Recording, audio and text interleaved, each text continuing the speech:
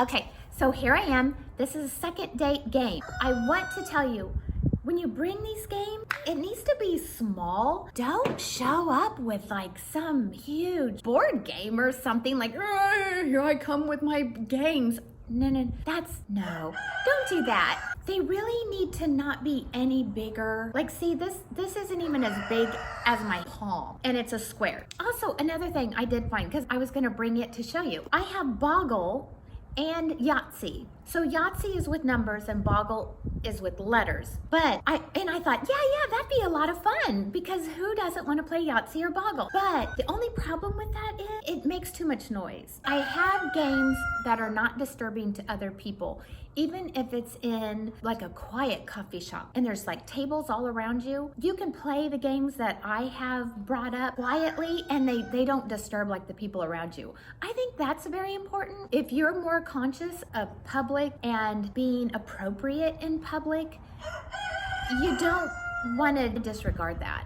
And also, if you don't care so much, but the other person does, they're going to be horrified that you would even think about playing some loud, noisy game. They're going to be like, I'm leaving. Like, I am leaving right now. So that just ruined your whole date. And I never want to be the reason why I ruined your whole date. So don't do that. No noise.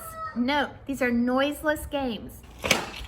Second date game. This is called Beagle or Bagel. And I found this at Marshall's. No, I'm not an affiliate. It was $6.99 and it's supposed to be $10. This game I think would be great for the second date. And you know how I said never bring the same game back? This is perfect because, you know, like in spoons, you hurry up and you lay your cards down, boom, boom, boom, boom. Oh, never play spoons out in public either, unless it's a super loud place and you're supposed to. I'm not condoning playing spoons on a second date in a coffee shop. No, I think that would be really inappropriate, unless it's a game type coffee shop and everybody does this. I don't know, maybe they do have those. It would be a lot of fun. We really need to be respectful of the people around us.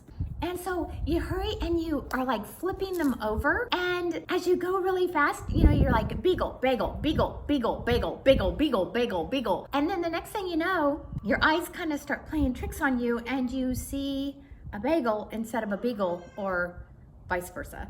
And it's just kind of like for laughs, kind of fun. See, up close, you can see how this bagel looks kind of like this beagle, bagel, a beagle. It's just kind of fun at first, and then it's like, oh really? You think it's funny? Let's try you. And so then, you know, the shoe's on the other foot and the other person. And maybe they're really good, maybe they're not.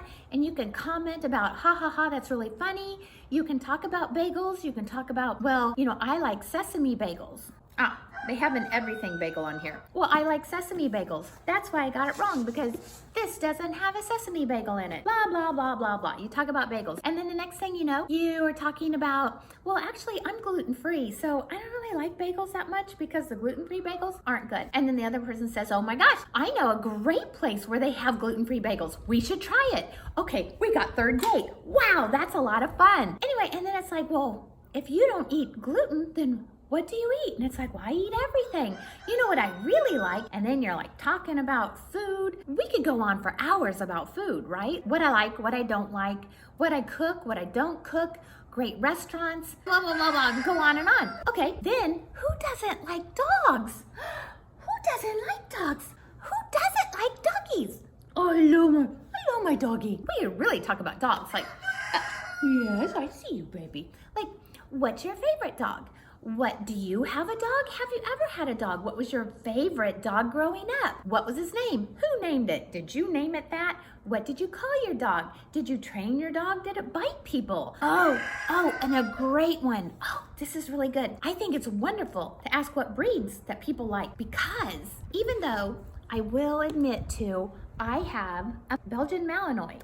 Military and police use them because of their aggressiveness, but I'm not an aggressive person necessarily. Anyway, So I do have a very aggressive dog. So this doesn't really work on me, but I'm saying stereotypically, if a guy has, okay, I know I'm gonna get people like, don't like that, but we all know that, what is that aggressive breed? They're like banned in a lot of places. What are those things called? Like they're little, but they're like meaty, muscly, blah, bark, bark, bark dogs. What are they? Hank, what is that dog breed called that's really mean? He's not answering me. What is that dog called?